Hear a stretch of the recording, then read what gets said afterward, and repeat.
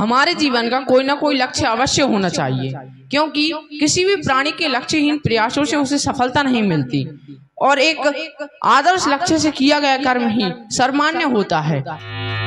प्रत्येक सूर्योदय हमारे जीवन में एक नई प्रभात लाता है, एक नया अवसर, एक नई उमंग।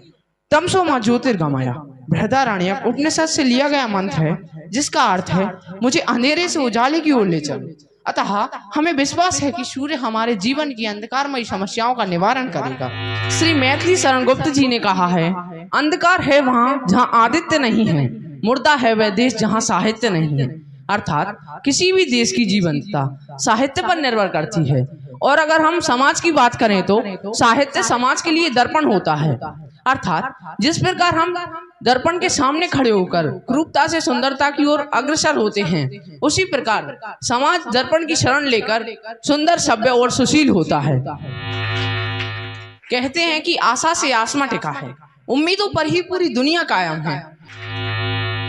बाबा तुलसीदास ने रामचरितमानस में कहा है, उमा दारू ज्योतिष की नाई सवई नचावत राम गोसाई। अर्थात परम पिता ईश्वर हम सभी को कठपुतली की तरह नचाते हैं। हमारे महापुरुष जैसे कि भगवान श्री राम, चाणक्य, चंद्रगुप्त विचारों के रूप में हमारे अंदर विद्वान रहते हैं।